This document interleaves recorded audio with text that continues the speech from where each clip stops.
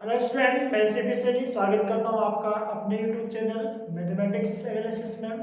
Student, जैसा कि आप सभी को पता है, किसी भी प्रकार के कॉम्पिटिटिव एग्जाम के लिए मिनिमम क्वालिफिकेशन जो होती है वो 10th स्टैंडर्ड होती है। और किसी भी प्रकार का जो कॉम्पिटिटिव एग्जाम हो, चाहे से वो आरआरबी हो, एनटीपीसी हो, रेलवे हो, एसएससी का हो, कोई सा भी एग्जाम हो, उसके अंदर जो मैथमेटिक्स होती है उसका काफ़ी इंपॉर्टेंट रोल होता है। ये जो मैथमेटिक्स है जो सभी प्रकार की कॉम्पिटिटिव एग्जाम के अंदर पूछी जाती है, ये मैथमेटिक्स 10th स्टैंडर्ड तक की जो मैथमेटिक्स होती है वही होती है हमारे पास। ठीक है स्टूडेंट, तो आज से हम 10th स्टैंडर्ड की मैथमेटिक्स के कुछ ऐसे इंपॉर्टेंट टॉपिक के ऊपर डिस्कशन करेंगे, उनको पढ़ेंगे, जो कि 10th के सिलेबस के अकॉर्डिंग ही नहीं बल्कि सभी प्रकार के कॉम्पिटिटिव एग्जाम के लिए भी क्या होते हैं, काफ़ी इंपॉर्टेंट होते हैं।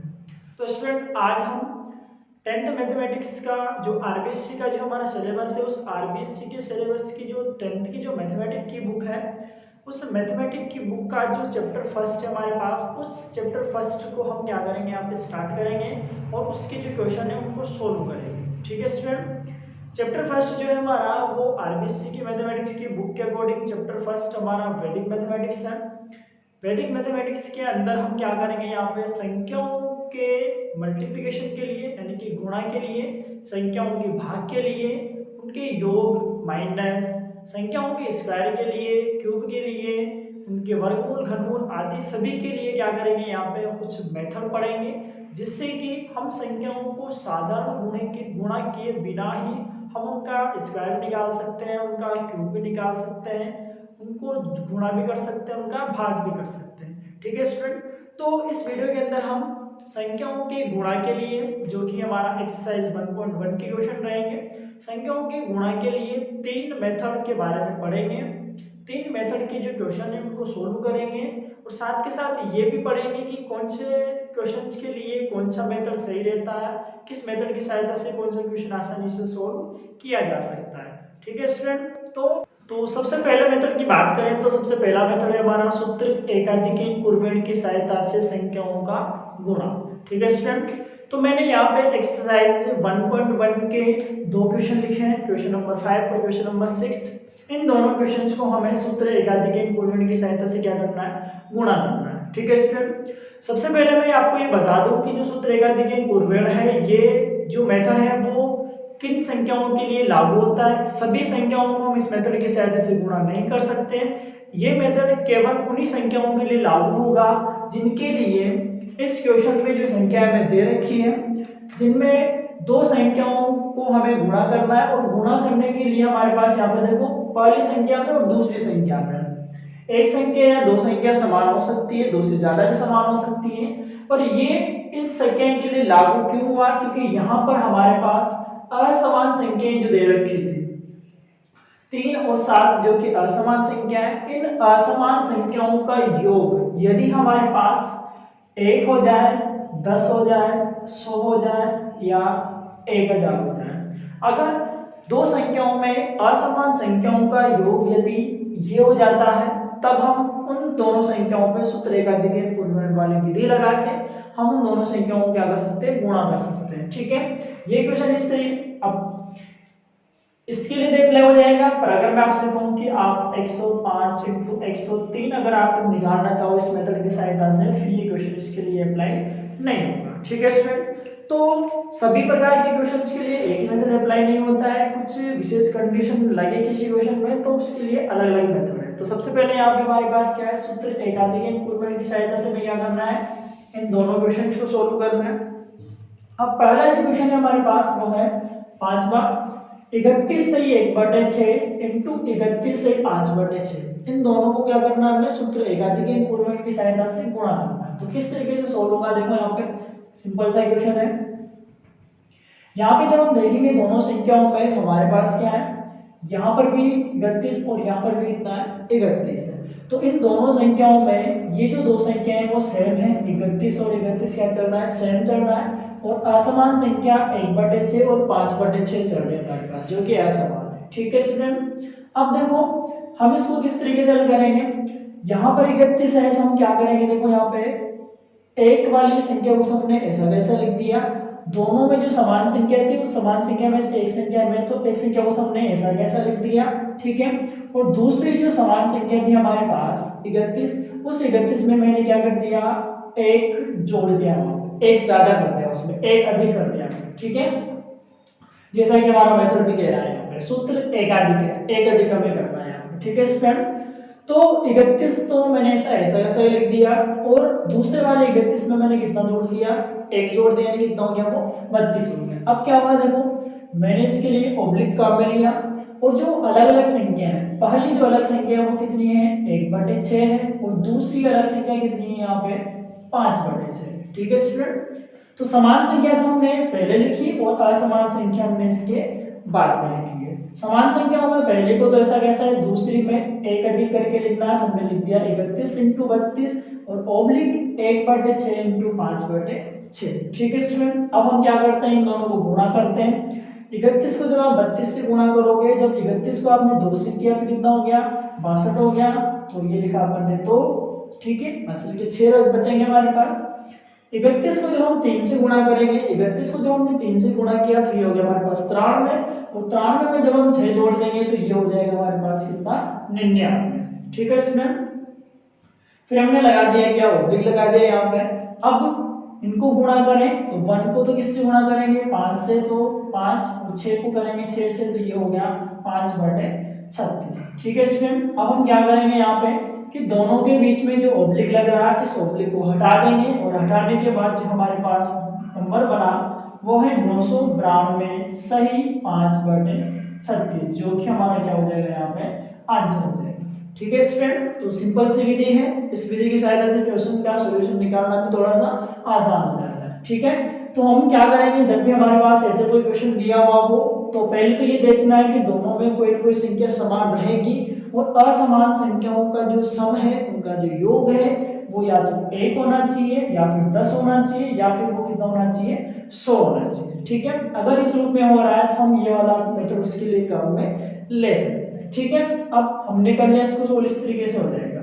आइए दूसरे क्वेश्चन सोल्व करते हैं। इसके जैसे देखें अपन यहाँ पर 103 को गुणा करना है किससे, 107 से, ठीक है। अब यहाँ पे अपन देखें तो इस वाली संख्या में उस वाली संख्या में जो समान है वो कितना है, 10 और 10 दोनों में सेम है। यहाँ पे 3 और यहाँ पे कितना है, 7 है हमारे पास, ठीक है। तो मैं क्या करूँगा, यहाँ पे देखो दोनों में जो 10 सेम है, उस 10 में से मैंने एक 10 को तो ऐसा कैसा लिख दिया, और दूसरे वाले 10 में मैंने क्या कर दिया, एक अधिक कर दिया, ठीक है। तो 10 तो ऐसा कैसे लिख दिया, दूसरे वाले 10 में मैंने एक अधिक कर दिया, तो ये हो गया मेरे पास 10 × 11, ठीक है। और इसके ऑब्लिक में मैंने लिख दिया 3 × 7 मैंने लिख दिया, जो कि हमारे असमान संख्या है, ठीक है।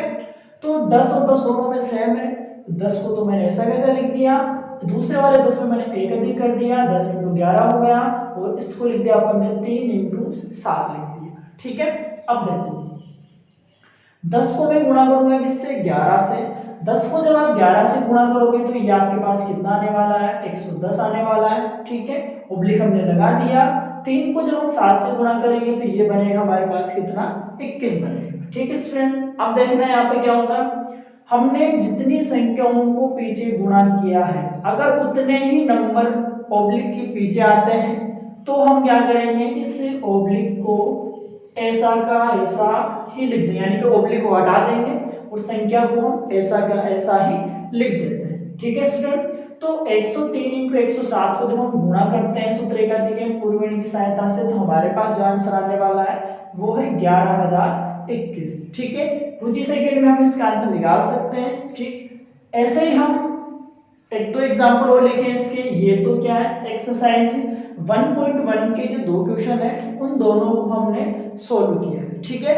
मैं इसके कुछ एक्स्ट्रा एग्जांपल भी लिखता हूं, जिनको हम सूत्र एकाधिक के पूर्ववर्णी की सहायता से ही हल करते हैं। एग्जाम्पल अगर मैं यहाँ लिखूं, अगर हमारे पास कोई संख्या है, जैसे मान लो 204 को हमें गुणा करना है किससे, 206 से गुणा करना है, और इसका आंसर हमें निकालना है सबसे कम समय में 10 सेकंड या 15 सेकंड में हम इसका आंसर निकाल सकते हैं। किस तरीके से करेंगे, देखो यहाँ पे दोनों में जो सेम नंबर है वो कितना है, 20 है। एक तो ऐसा कैसे है, दूसरे में एक अधिक करना है, मैंने एक अधिक कर दिया, ठीक है। और ऑब्लिक मैंने लगाया, अब देखो जो असमान संख्या है वो कितनी है, 4 है, दूसरी कितनी है 6 है। तो मैंने इसको लिख दिया कितना, 4 × 6। ठीक है, अब हम इसको गुणा कर देते हैं। 20 को जब मैं 21 से गुणा करूंगा, 20 को जब मैंने 1 से किया तो 0 आ गया। ठीक है, और 20 को जब मैं 2 से करूंगा तो 20 × 40, और 2 हमारे पास पहले से बच रहे हैं, तो 40 और 2 कितने होंगे 42 ऑब्लिक 4 को 6 से गुणा करेंगे कितना आएगा 24। ठीक है, अब यहाँ पे 2 अंक है और 2 अंक है, तो यहाँ पे कितने अंक हो गए 2 अंक हो गए, और दोनों जगह 2 ही अंक है, तो हम क्या करेंगे इस ऑब्लिक को डायरेक्ट ही हटा देंगे, और हटाने के बाद जो हमारा आंसर आएगा वो है 42,024 हो जाएगा। ठीक है स्टूडेंट, तो कितना आसान है यहाँ पे दो संख्याओं को गुणा करना। बस हमें केवल इतना सा याद रखना है यहाँ पे कि समान संख्या के अलावा जो संख्याएं होती है उन दोनों का जो सम है वो या तो 1 होगा या 10 होगा या 100 होगा या फिर वो 1000 होना चाहिए। ठीक है स्टूडेंट, तो इस तरीके से हम क्या कर सकते हैं, सूत्र एकाधिक पूर्वेण की सहायता से दो संख्याओं को गुणा कर सकते हैं। ये जो गुणा करने का तरीका है, अगर हमारे पास सवाल ऐसा बन जाता है तो कंपटीशन एग्जाम के अंदर भी क्या होता है कि दो संख्याओं को गुणा करना इस विधि की सहायता से थोड़ा सा आसान हो जाता है। ठीक है, जो कि 10th के अंदर ही हम सीख लेते हैं वैदिक मैथमेटिक्स के अंदर। ठीक, अब हम बात करते हैं हमारी जो नेक्स्ट विधि है, उस नेक्स्ट विधि की सहायता से संख्याओं का जो गुणा है वो किस तरीके से किया जाएगा। सेकंड विधि जो है वो हमारी है सूत्र निखिलम की सहायता से संख्याओं को गुणा करना। ठीक है स्टूडेंट, आइए हम उसके कुछ क्वेश्चन देखते हैं। एक्सरसाइज के नेक्स्ट क्वेश्चन की अपन बात करें तो सूत्र निखिलम की सहायता से हम उनको गुणा करें। तो संख्याओं के गुणा के लिए हमारा जो सेकंड मेथड है वो है सूत्र निखिलम की सहायता से संख्याओं का गुणा। ठीक है स्टूडेंट, सूत्र निखिलम के लिए हमने एक्सरसाइज के नेक्स्ट जो दो क्वेश्चन है उनको लिया है यहाँ पे, क्वेश्चन नंबर 7 और क्वेश्चन नंबर 8। अब क्वेश्चन नंबर 7 क्या है, देखो 54 को हमें 56 से गुणा करना है, 54 को 56 से गुणा करना है सूत्र निखिलम की सहायता से, और 108 को भी गुणा करना है किसको 112 से, किसकी सहायता से सूत्र निखिलम की सहायता से। ठीक है स्टूडेंट, तो सबसे पहले अपन बात करते हैं, देखो सूत्र निखिलम के लिए हमारे पास क्या होना चाहिए कि अगर हमारे पास जो नंबर दिए हुए हैं, जो संख्या हमें दे रखी है, अगर वो संख्या 100 से छोटी है, 100 से छोटी संख्या है और 100 से छोटी संख्या है, तो हम क्या करेंगे इसके लिए जो आधार मानेंगे यहाँ पे, बेस जो अपन मानते हैं वहां पे उसके लिए आधार अगर हम मानेंगे यहाँ पे, तो 100 से छोटी संख्याओं के लिए हम आधार कितना लेते हैं यहाँ पे 10 लेते हैं। 100 से ज्यादा छोटी है तो हम उसके लिए आधार कितना लेते हैं 10 लेते हैं, और अगर 100 के यदि आसपास भी चल रही है जैसे कि 96 हो गया, 95 हो गया, 97 ऐसे अगर कुछ नंबर दिया हुआ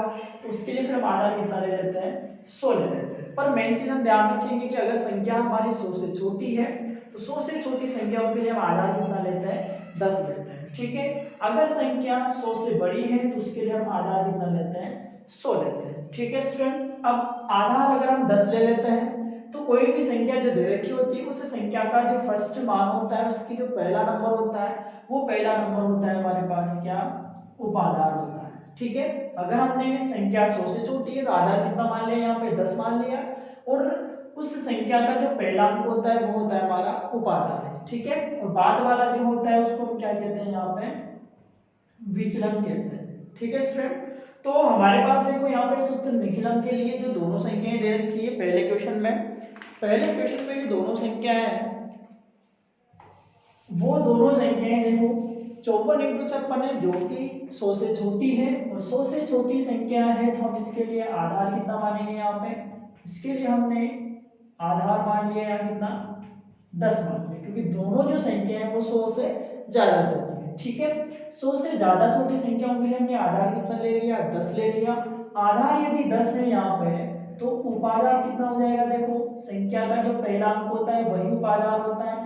दोनों संख्याओं में पहला अंक कितना है 5 5 चल रहा है, और पहला अंक 5 है तो यहाँ पे उपाधार कितना हो जाएगा 5 हो जाएगा। ठीक है स्टूडेंट, तो दोनों संख्याएं 100 से छोटी है, 100 से छोटी संख्याओं के लिए आधार कितना माना अपन ने 10, आधार 10 है तो उपाधार कितना हो गया 5 हो गया हमारे पास। ठीक है स्टूडेंट, अब देखो संख्याओं को लिखेंगे किस तरीके से। अगर मैं यहाँ पे बात करूं तो विचलन की, तो विचलन क्या होता है, देखो दोनों संख्याओं का विचलन कितना कितना है यहाँ पे, पहली संख्या 54 है और 54 का विचलन जो है वो प्लस के 4 है, यानी कितना हो गया +4, और दूसरी संख्या का जो विचलन है वो कितना हो गया +6 हो गया हमारे पास। ठीक है स्टूडेंट, तो आधार हमारे पास 10 है, उपाधार हमारे पास 5 हो गया और दोनों संख्याओं का जो विचलन है वो +4 और +6 हो गया। ठीक है, अब इस सवाल को सोल्व कैसे करेंगे, देखो हमने इसका सॉल्यूशन किया तो जब ये 54 है तो 54 हमारे पास ये है, जमाएंगे किस तरीके से, देखो 54 लिखा अपन ने, इसके सामने इसके विचलन को लिखना है, तो 54 हमने लिखा, 54 के सामने क्या लिख दिया हमने, इसका विचलन जो कि कितना है +4 है। ठीक है, तो पहली संख्या 54 थी, 54 का विचलन +4 हमने उसके सामने लिख दिया। दूसरी संख्या हमारे पास कितनी है, 56 है, और 56 का जो विचलन होता है वो कितना होता है, +6 होता है, तो 56 का विचलन मैंने उसके सामने लिख दिया जो कि कितना है, +6। ठीक है स्टूडेंट, अब देखो 54 के सामने उसका विचलन, 56 के सामने हमने उसका विचलन लिख दिया। अब हम क्या करेंगे, हमने इस तरीके से एक लाइन खींच दी यहाँ पे। ठीक है, अब देखो 54 +4 56 के प्लस से है, तो हम क्या करेंगे यहाँ पे इनका तिरछा योग करते हैं। ठीक है, किस तरीके से, हम क्या करेंगे, इनको तिरछा योग करेंगे, तिरछा जोड़ देंगे।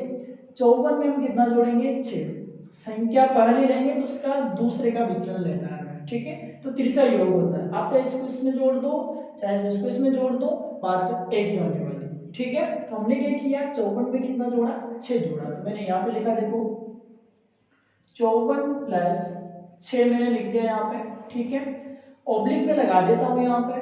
ठीक, तिरछा में योग करूंगा, 54 + 6 कर दिया मैंने, 54 + 6 हो गया, ऑब्लिक मैंने लगा दिया, और जो संख्या है इधर 4 और 6 बचा, तो इस 4 का और 6 का गुणा मैंने इस तरफ लिख दिया, पीछे की तरफ ऑब्लिक के बाद में। ठीक है स्टूडेंट, तो देखो तिरछा हमने योग किया, 54 + 6 मैंने लिख दिया यहाँ पे, फिर मैंने लगाया क्या, ऑब्लिक, ऑब्लिक लगा के मैंने क्या कर दिया, इन दोनों का जो गुणा है वो मैं पीछे लिख देता हूँ। ठीक है, अभी हमारा काम कंप्लीट नहीं हुआ है, अभी हम देखते हैं यहाँ पे, देखो ये जो हमने तिरछा योग किया वो तो यहाँ लिख दिया। अब देखो यहाँ पे दोनों में जो सेम अंक है वो कितना है, 5 है, उपादान कितना है, 5 है, तो इस सम को हम इनके उपादान से भी क्या कर देते हैं, गुणा कर देते हैं। ठीक है स्टूडेंट, तो देखो क्या बना, 5 मैंने लिख दिया इंटू 54 + 6 कितना हो गया, 60 हो गया, ऑब्लिक 4 को 6 से गुणा करेंगे कितना हो जाएगा, 24 हो जाएगा। ठीक है स्टूडेंट,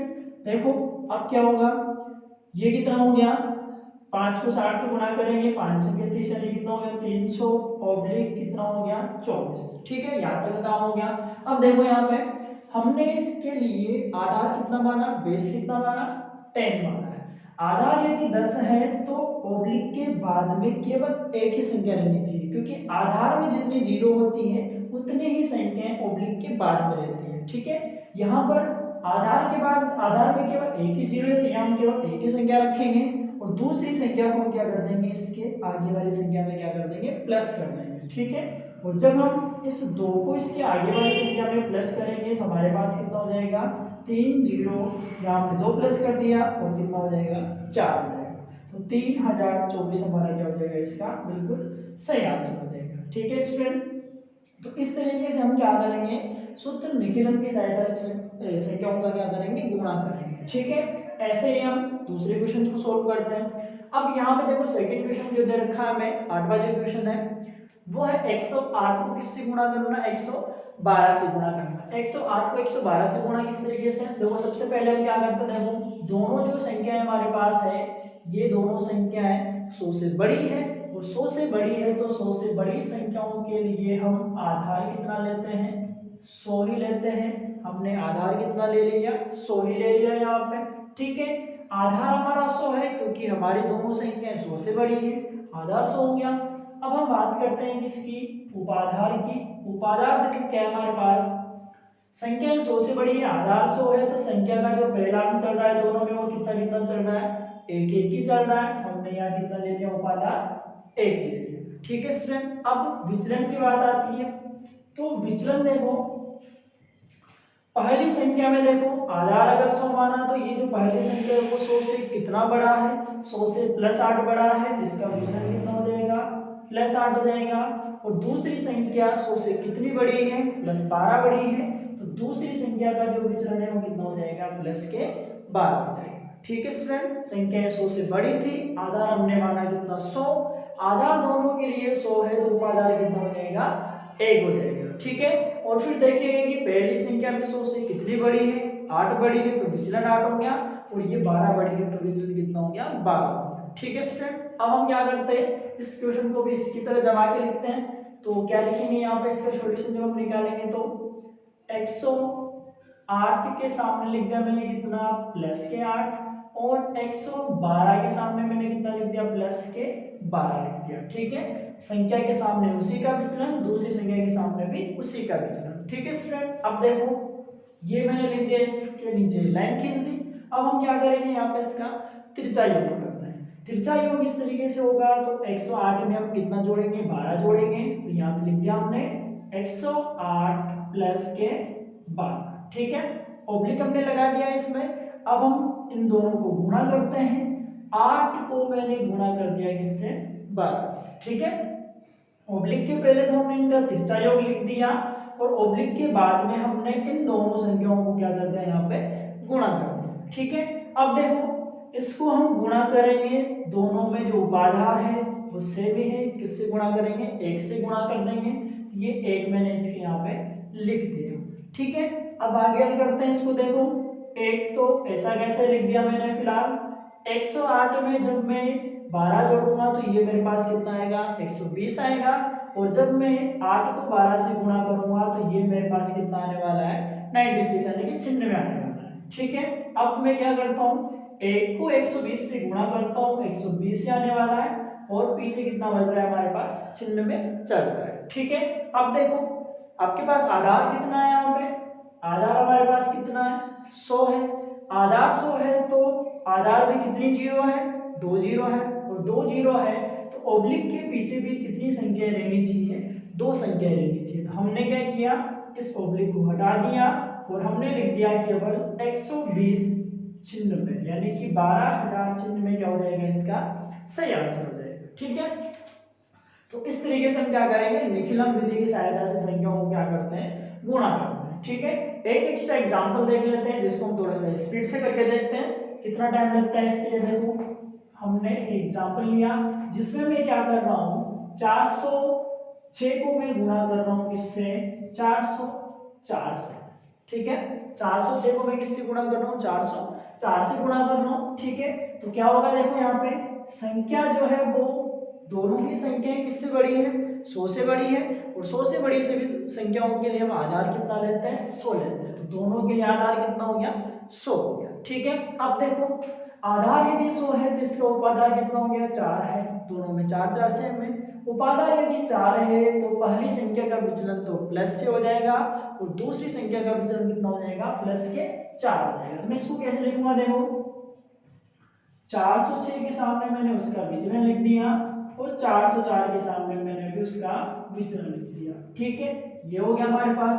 अब हम क्या करेंगे, इनका तिरछा योग करते हैं, तो 406 प्लस 4। ठीक है, ऑब्लिक मैंने लगा दिया, और इन दोनों का जो गुणा है वो मैंने ऑब्लिक के बाद में लिख दिया। ठीक है, यहाँ तक का काम हो गया। अब देखो उपाधार कितना है, 4 है, तो मैं इसको उपाधार से गुणा भी कर दूंगा, तो उपाधार से मैंने इसको गुणा कर दिया। ठीक है, अब इसको हल करते हैं, देखो क्या आता है हमारे पास, 4 ऐसा कैसा लिख दिया हमने, इनटू ये कितना हो गया, 410 हो गया, ऑब्लिक 6 को 4 से गुणा करेंगे कितना हो जाएगा, 24 हो जाएगा। 4 को जब मैं इससे गुणा करूंगा, 0 4 और ये हो गया 16, इसके ऑब्लिक में कितना है, 24। ठीक है, अब देखो हमारा जो आधार है वो कितना है, 100 है। आधार 100 है तो ऑब्लिक के बाद में कितने अंक रहेंगे, 2 अंक रहेंगे, और 2 अंक रहेंगे तो हम इसके ऑब्लिक को हटा देंगे, और केवल हमारे पास कितना आएगा, ये 1,64,024, इसका क्या हो जाएगा, सही आंसर हो जाएगा। ठीक है स्टूडेंट, तो जब हम 404 को 406 से गुणा करेंगे तो हमारे पास कितना आएगा, 1,64,024 आंसर आ जाएगा। ठीक है स्टूडेंट, तो इस तरीके से हम सूत्र निखिलन की सहायता से भी संख्याओं को गुणा कर सकते हैं। ठीक है, बस अपने को ध्यान रखना है कि संख्या अगर 100 से छोटी है तो उसके लिए आधार अपन कितना लेंगे, 10 लेंगे। संख्या अगर 100 से बड़ी है तो उसके लिए आधार कितना लेंगे, हम 100 लेंगे। ठीक है स्टूडेंट, तो ये हमारा वैदिक मैथमेटिक्स के अंदर एक्सरसाइज 1.1 का सेकंड मेथड कंप्लीट है, जो कि गुणा की विधि। ठीक है, अब हम बात करते हैं तीसरा मेथड पे, जो कि हमारा है सूत्र एक यूनिट पूर्वेण की सहायता से गुणा। ठीक है, तो स्टूडेंट संख्याओं की गुणा के लिए हमारा जो तीसरा नियम है, तीसरा जो मेथड है वो है सूत्र एक न्यूनन पूर्वेण की सहायता से संख्याओं का गुणा। ठीक है स्टूडेंट, इससे पहले हमने सूत्र एकाधिक पूर्वेण के बारे में पढ़ लिया, सूत्र निखिलन के बारे में पढ़ लिया, और तीसरा जो लास्ट हमारे पास आज के इस वीडियो के लिए वो है सूत्र एक न्यूनन पूर्वेण की सहायता से गुणा। ठीक है स्टूडेंट, तो पहले मैं आपको बता देता हूँ कि ये जो विधि है या ये जो तरीका है वो किस तरीके के सवालों के लिए लागू होता है। सूत्र एक न्यूनन पूर्वेण किस तरीके के सवालों के लिए काम में आने वाला है। ठीक है स्टूडेंट, अब ये जो मेथड है वो केवल उन्हीं सवालों के लिए काम में आने वाला है जिसमें से दो संख्याओं को जब हम गुणा करते हैं तो एक संख्या जो है वो 9 के रूप में होनी चाहिए। ठीक है, चाहे से वो एक बार ही 9 आए हमारे पास, चाहे से वो केवल एक बार ही आए, चाहे से वो डबल बार 9 आए, चाहे से वो 3 बार आ जाए, चाहे से वो 3 से ज्यादा बार आ जाए। ठीक है, पर दोनों में से एक संख्या 9 के रूप में क्या होनी चाहिए, होनी चाहिए। ठीक है,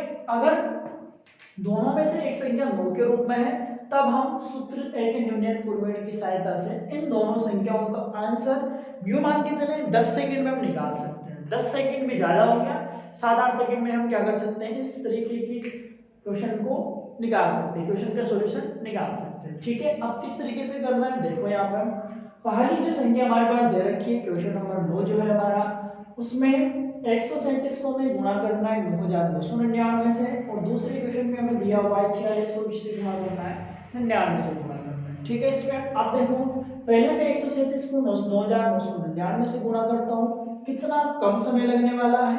देखिए हम इसका सॉल्यूशन निकाल रहे हैं तो हमें करना कुछ भी नहीं है, 137 जो हमारे पास दिया हुआ होता है, इस 137 में से तो हमें क्या करना है, एक कम करना है, क्योंकि न्यूनन की बात करी उसने। ठीक है, एक न्यूनन की बात करें इसका मतलब हम एक कम करेंगे, पर किस में से कम करेंगे, जो 909 के अलावा जो संख्या बची हमारे पास। ठीक है, तो 9 के अलावा यहाँ पे कितना बचा, 137 बचा हुआ है। इस 137 में से हम क्या करेंगे, इस 137 में से हम कितना कम करेंगे, एक कम करेंगे। ठीक है, और ऑब्लिक मैंने लगा दिया है यहाँ पर। ठीक है, पहली संख्या में से तो हमने कितना कम कर दिया, एक कम कर दिया, और एक कम करने के बाद जो संख्या हमारे पास आने वाली है, एक कम करने के बाद जो संख्या हमारे पास आने वाली है उस संख्या को इसमें से माइनस कर देंगे। हमने लिख दिया 9 9 9 9, इसमें से हम किसको माइनस कर देंगे, 136 को क्या कर देंगे, माइनस कर देंगे। ठीक है स्टूडेंट, इस तरीके से क्या देखो एक बार, दो संख्या हमारे पास दे रखी है जिनमें से दूसरी संख्या 9 के रूप में आ रही है, इसका मतलब हम सूत्र एक न्यूनन पूर्वेण काम में ले सकते हैं। ठीक है, हमने लिया काम में, पहली जो संख्या है उसमें से हमने एक घटा दिया, और घटाने के बाद जो संख्या बचेगी उस संख्या को हमने इस दूसरी संख्या में से माइनस कर दिया। अब क्या बचा देखो, यहाँ तो बचा कितना, 136 बचा, ऑब्लिक यहाँ कितना बचेगा, 9 में से 6 गए तो कितना बचा,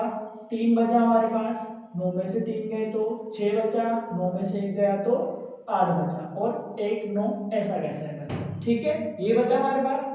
तो 137 को जब हमने 9999 से गुणा किया तो पहली संख्या में से तो एक माइनस करेंगे, और जो बचेगा उसको दूसरी में से यदि माइनस कर देंगे तो हमारे पास ये बचेगा 9863। ठीक है, अब करना कुछ भी नहीं है, ये जो बीच में ऑब्लिक लगा हुआ है इसको हम बिना कुछ करे हुए ही इसको हम हटा देंगे, और हटाने के बाद हमारे पास जो आंसर आएगा वो हो जाएगा 13 69 86 और 3 हो जाएगा। ठीक है स्टूडेंट, तो कितना आसान है यहाँ पे इन दोनों संख्याओं का गुणा करना। ठीक है स्टूडेंट, ठीक है।